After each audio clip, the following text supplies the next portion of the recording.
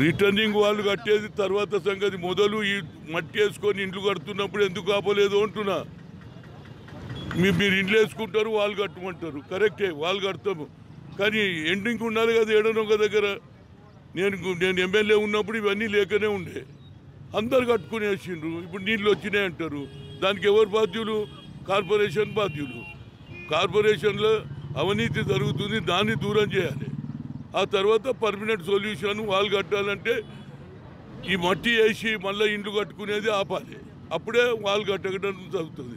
ఎవరికి వాడు వేసుకుంటున్నాడు. గీడి దానికి వచ్చి నేను వచ్చినప్పుడు అంత దానికి ఉండే, ఈడి దానికి ఎక్స్టెన్షన్ అయింది. దాన్ని మాట్లాడితే ఇలా కోపం. మీ తప్పు కదా, నీళ్ళ పక్కకే ఇచ్చి మట్టి పోసి ఇప్పుడు ఆడ మట్టి పోయింది, మట్టి వేసిందే పోయింది. ఆడ చూసిన నేను ఈడ వాళ్ళే వేసుకున్నారు మట్టి. ఈడనే మున్సిపల్ వాళ్ళు కూడా లారీలు ఇండియా నింపుతారు, లెవెల్ చేస్తారు, ఎవడన్నా కట్టుకుంటాడు.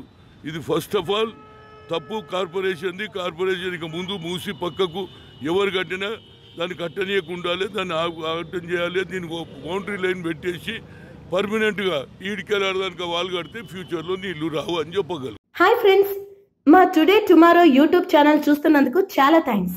మరిన్ని లేటెస్ట్ వీడియోస్ కోసం వెంటనే సబ్స్క్రైబ్ చేయండి. అలాగే ఈ బెల్ ని కూడా రింగ్ చేసేయండి.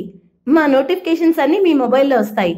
అలాగే మా వీడియోస్ మీకు నచ్చితే లైక్ చేయండి, షేర్ చేయండి, నచ్చకపోతే కామెంట్ చేయండి.